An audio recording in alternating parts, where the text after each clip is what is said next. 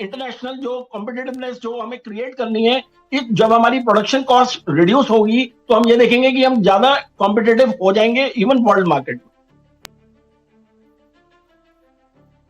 Yogendra ji, consumption ज्यादा करने की बात कर रहे हैं कि जब लोगों के हाथ में पैसा ज्यादा आएगा उसे जीएसटी को लेकर जो टैक्स है वो नहीं देना पड़ेगा, और कई ऐसी चीजें हैं जिन पर जीरो टैक्स किया गया है, जिन पर सीधे 12 से 18 से सीधे 5% टैक्स किया गया है, जीएसटी किया गया है, उसमें लोगों की खरीदारी की क्षमता बढ़ेगी। पीयूष, एक बात जो समझने वाली है जिसका जिक्र अभी सुप्रिया भी कर रही थी, वो ये कि 40% जीएसटी का लगाया जाना उन प्रोडक्ट पर जिन्हें सिन प्रोडक्ट कहा जा रहा है, जिन्हें लग्जरी प्रोडक्ट कहा जा रहा है। क्या आपको लग रहा है कि यह कदम सरकार की तरफ से इसलिए उठाया गया है ताकि जो 5% और जो सीधे सीधे 18% टैक्स है उसमें कुछ बेहतर कॉम्बिनेशन बिठाया जाए, ताकि 40% वाला जो हम टैक्स ले रहे हैं उससे कुछ बेहतर एक ऐसी स्थिति बनाई जाए जिससे कि जो कंजम्पशन है, वो जो नुकसान हो रहा है वो 40% वाले के जरिए कर लिया जाए पूरा, जो 5% और 18% को हम छूट देकर कर रहे हैं।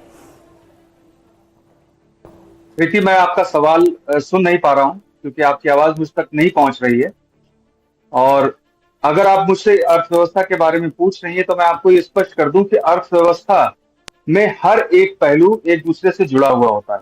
सबसे अहम बात यह है कि अगर आप टैरिफ के नजरिए से सिर्फ देखते हैं कि इस जीएसटी रिफॉर्म से टैरिफ की भरपाई हो जाएगी, जो टैरिफ का एक तरह से इम्प्लीमेंटेशन किया गया है यूएस की तरफ से, उसकी भरपाई हो जाएगी, तो सीधे तौर पर आप देखेंगे तो वो किसी भी तरीके से आपको सही नहीं लगेगा कि उसकी भरपाई की जा रही है।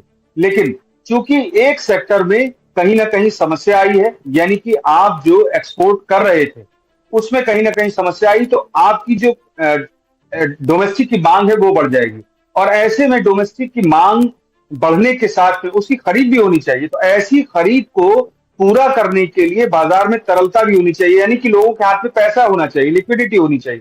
और अगर लिक्विडिटी होगी तो सीधे तौर पर जो व्यक्ति ₹1 का सामान खरीदने की हैसियत रखता है और उस पर अगर वो 50 पैसे भी कर देता है, तो उस 50 पैसे का कर अगर उसे बचता है तो जाहिर सी बात है उस 50 पैसे को भी वो खर्च करेगा।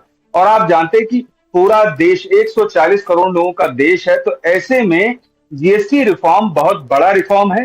और इसका पीयूष, मैं आपके पास आ रहा हूं, यहां पर ईज ऑफ लिविंग की मैं बात करूंगा। पीयूष को अगर हमारी आवाज नहीं पहुंच पा रही है तो प्लीज कनेक्ट करिए। वो ease of living, rationalisation of taxes, वो सब क्या है हमें बताइएगा। लेकिन आज की सबसे बड़ी खबर यह है, सरकार ने इस जीएसटी रैशनलाइजेशन से एक बहुत स्ट्रॉन्ग मैसेज दिया है, और वो मैसेज है जान है तो जहान है। सोचिए, आपका इंडिविजुअल लाइफ इंश्योरेंस पॉलिसी जो है वो सस्ती हो गई है, लेकिन पान मसाला और सिगरेट महंगा हो गया है। सोचिए, इंडिविजुअल हेल्थ इंश्योरेंस पॉलिसी जो है वो सस्ती हो गई है, लेकिन जर्दा और च्यूइंग टोबैको महंगा हो गया है। सरकार ने कहा है 33 लाइफ सेविंग ड्रग्स सस्ती हो गई हैं, यानी 0 जीएसटी, लेकिन aerated water, caffeinated beverages, carbonated beverages वो 40% जीएसटी में आ गए हैं। सरकार ने कहा है कि वो दवाइयां जो बहुत महत्वपूर्ण है, जैसे कैंसर के लिए